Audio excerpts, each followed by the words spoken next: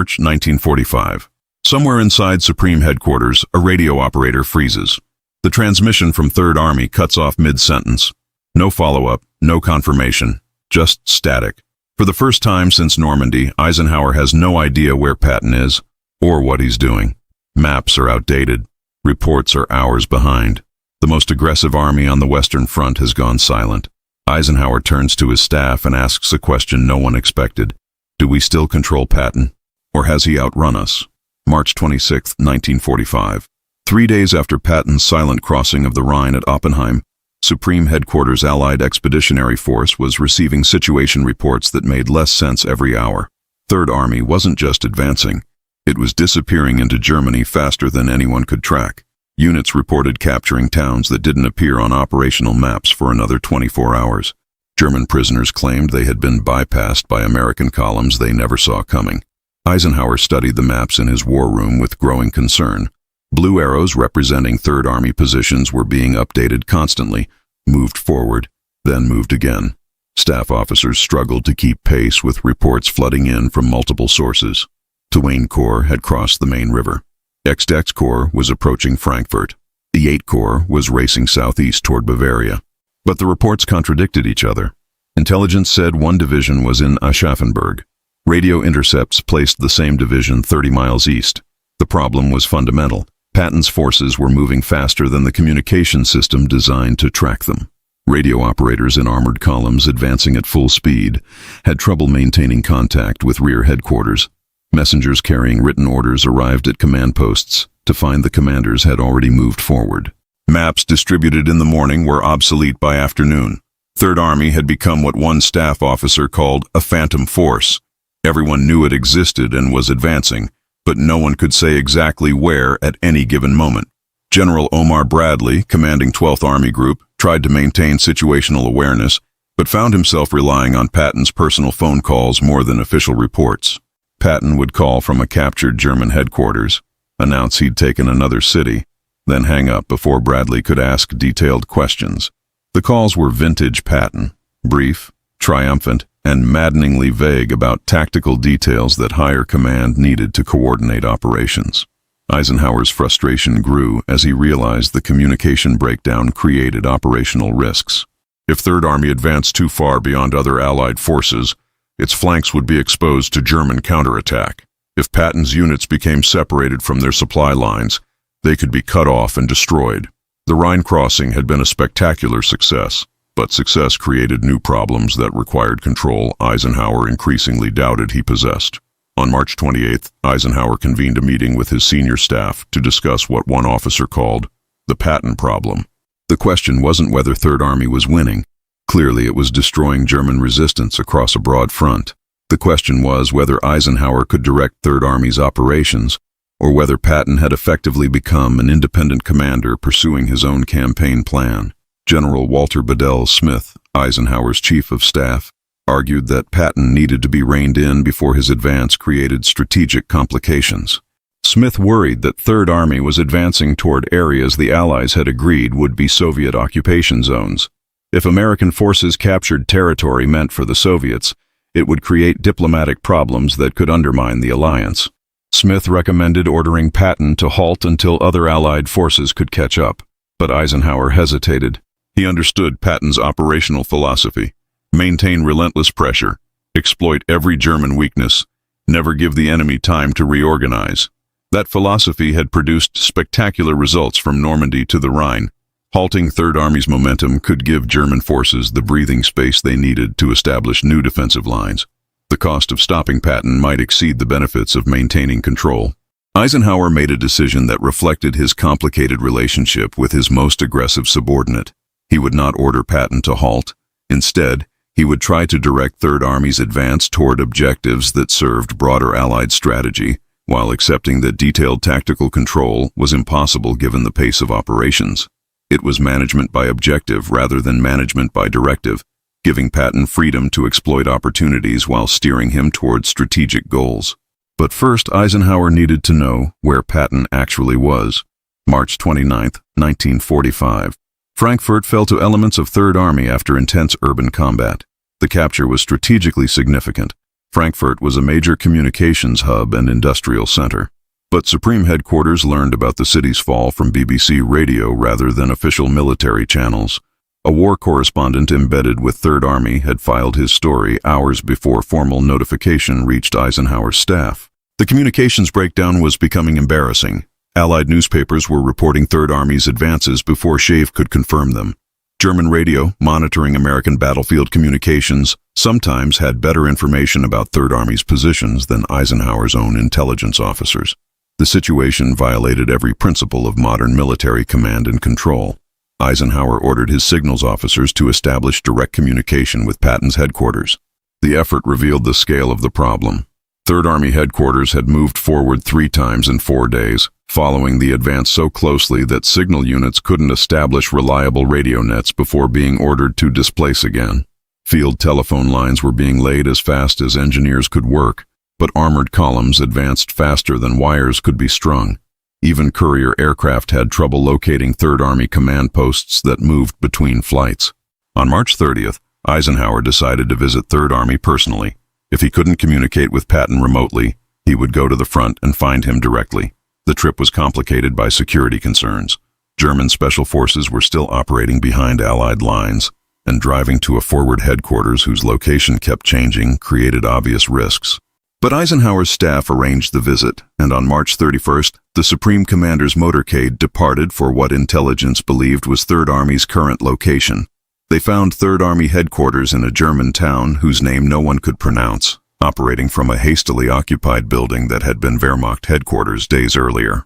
Patton's staff was in constant motion, officers receiving reports, issuing orders, updating maps, all with frantic energy that contrasted sharply with the methodical pace at Supreme Headquarters.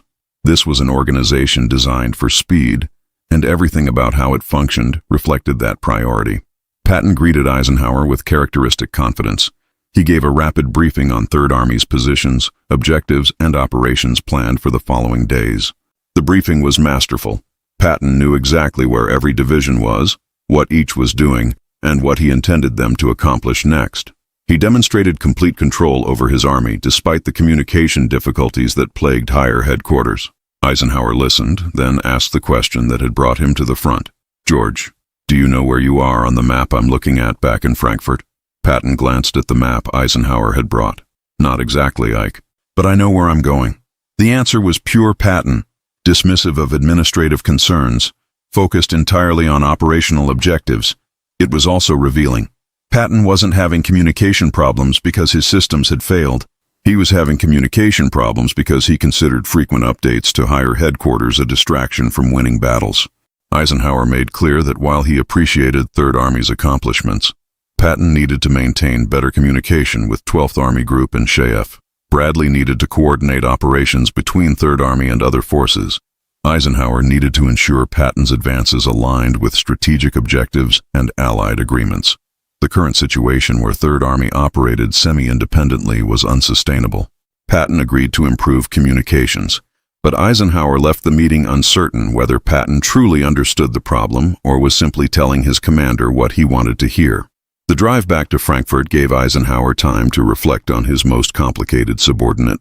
Patton won battles no other American general could win, but he did so partly by ignoring constraints that Eisenhower had to consider: diplomatic relationships, alliance politics, resource allocation across multiple armies. Managing Patton required constant vigilance and occasional intervention to prevent tactical brilliance from creating strategic complications. April 1945. As Third Army drove deeper into Germany, Eisenhower faced a question that went beyond immediate operational concerns. Had American military doctrine created commanders it couldn't control? The problem wasn't unique to Patton. General Douglas MacArthur in the Pacific operated with near-complete autonomy. General Mark Clark in Italy pursued objectives without always coordinating with Allied forces. But Patton exemplified the tension between giving field commanders freedom to exploit opportunities and maintaining strategic coherence across theater-level operations. The issue had historical precedents. During the Civil War, Union generals like William Tecumseh Sherman and Philip Sheridan had conducted independent campaigns coordinated loosely with overall strategy, but executed with minimal interference from Washington. Their successes proved that aggressive commanders given freedom to operate could achieve results that centralized control couldn't match. But the Civil War had also seen disasters when independent commanders lost sight of strategic objectives or advanced beyond their supply lines into catastrophe. Eisenhower studied military history extensively and understood these precedents. He also understood that modern warfare's increased complexity made command and control both more important and more difficult. Coordinating operations involving millions of men, thousands of aircraft, and complex logistics required the kind of centralized planning that Patton's operational style defied. But Eisenhower also recognized that rigid control could be counterproductive. The German army's experience on the Eastern Front demonstrated what happened when political leadership micromanaged military operations. Hitler's refusal to authorize withdrawals had destroyed entire armies that might have been saved through flexible response. German field commanders who might have conducted effective defensive operations were paralyzed by orders from Berlin that bore no relationship to battlefield reality. The challenge was finding balance, giving commanders like Patton enough freedom to exploit their talents while maintaining sufficient control to prevent strategic disasters. Eisenhower's solution was what he called directive command, specifying strategic objectives and allocating resources, then allowing subordinate commanders flexibility in how they achieved assigned missions. This approach worked well with disciplined officers who understood strategic context. With Patton, it was more complicated. Patton understood strategy perfectly well. He read history, studied campaigns, and grasped how his operations fit into broader Allied objectives.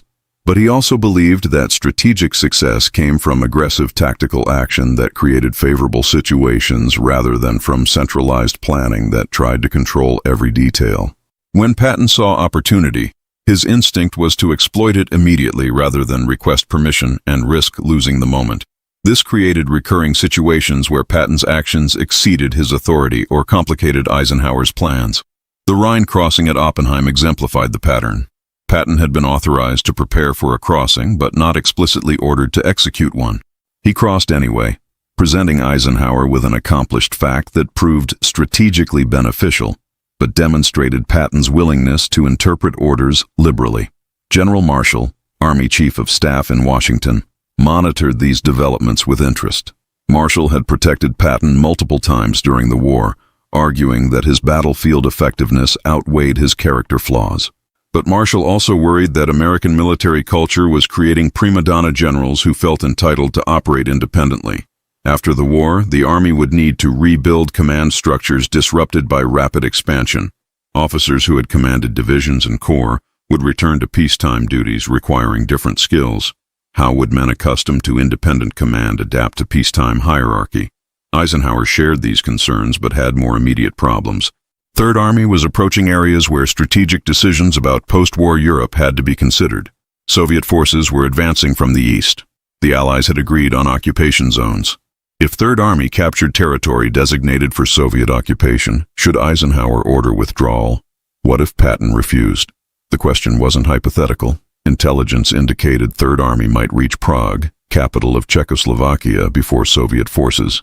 Prague's capture would be symbolically significant and might affect post-war European politics. But the Allies had agreed that Czechoslovakia would be in the Soviet sphere of influence. Eisenhower needed to ensure Patton didn't create a diplomatic crisis by liberating Prague and then refusing to leave. On April 15th, Eisenhower sent explicit orders. Third Army would halt at the Mulde River line and would not advance toward Prague without specific authorization. The orders were unambiguous, leaving no room for Patton's usual creative interpretation. Eisenhower also made clear that these orders came from the highest levels of Allied command and reflected political decisions that field commanders didn't have authority to change. Patton complied, but his diary entries revealed frustration that reflected his broader attitude toward strategic constraints he considered misguided. Late April 1945, Germany was collapsing. Wehrmacht units were surrendering en masse or simply dissolving as soldiers deserted to return home.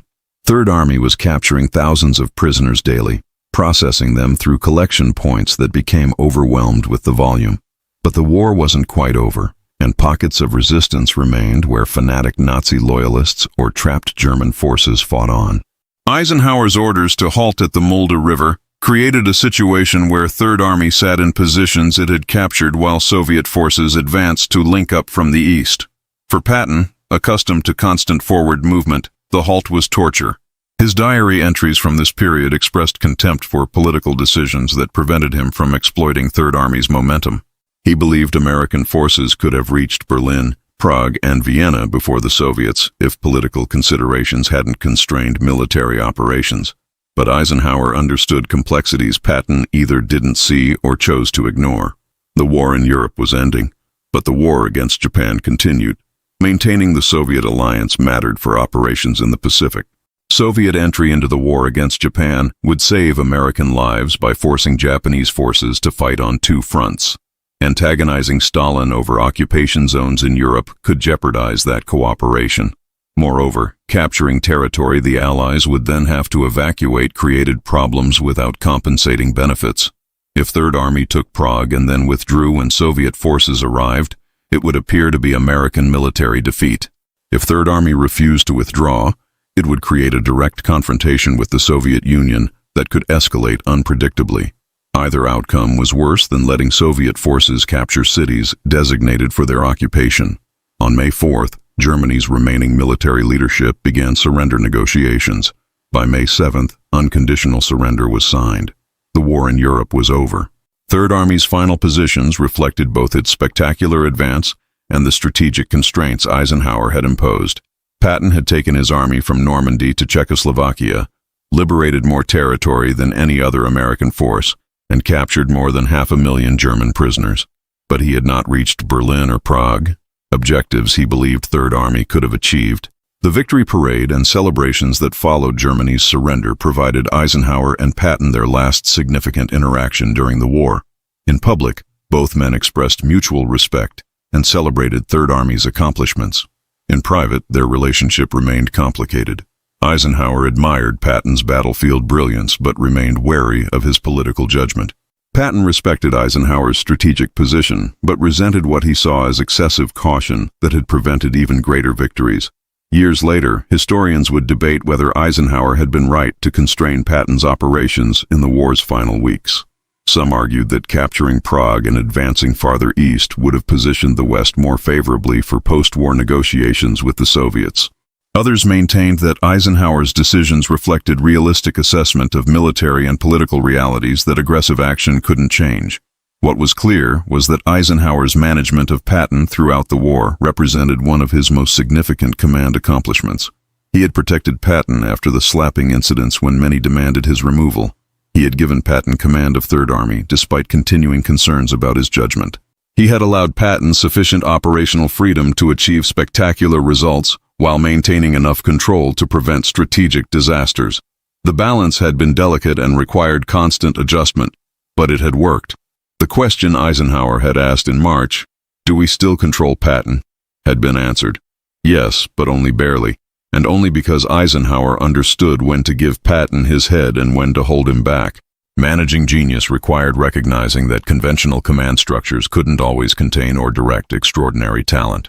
The art was finding ways to channel that talent toward useful ends while preventing it from creating problems that outweighed its value. September 1945. 4 months after Germany's surrender, Eisenhower sat in his office contemplating another impossible decision about Patton. His most brilliant subordinate had become his most difficult problem now that the war had ended. Patton's resistance to denazification policies in Bavaria had created political backlash. His comparison of Nazis to American political parties at a press conference had provoked outrage. Eisenhower had protected Patton multiple times during the war. How many more times could he do so? On September 28th, Eisenhower relieved Patton of command of Third Army. The conversation between the two generals was tense. According to Patton's diary, Eisenhower was more excited than I have ever seen him. The relief was couched in administrative language. Patton was being reassigned to 15th Army to compile historical reports. But both men understood it was effective demotion, removing Patton from operational command he lived for. Eisenhower struggled with the decision. Patton had saved his command multiple times during the war. When the Normandy breakout stalled, Patton's breakthrough had saved the campaign. When German forces attacked in the Ardennes, Patton's relief of Bastogne had prevented potential disaster. Without Patton, The war in Europe might have lasted months longer and cost thousands more American lives. Eisenhower owed him, but the war was over, and different skills mattered now. Occupation required diplomatic sensitivity, political awareness, and willingness to implement policies that might seem counterintuitive to combat commanders. Patton lacked these qualities and showed no interest in developing them. His value as a battlefield commander was no longer relevant, and his liabilities as a military governor were creating problems Eisenhower couldn't ignore. In the weeks following his relief, Patton adjusted to his new position. He drove his staff at 15th Army to complete historical reports with the same energy he had brought to combat operations. He spent time hunting and visiting with his family, but letters to friends revealed his bitterness about how his career had ended. The general who had led armies across Europe now compiled paperwork in a backwater headquarters. On December 9, 1945, Patton was going hunting when his car collided with an army truck near Mannheim. He suffered a broken neck and severe spinal injuries that left him paralyzed from the neck down.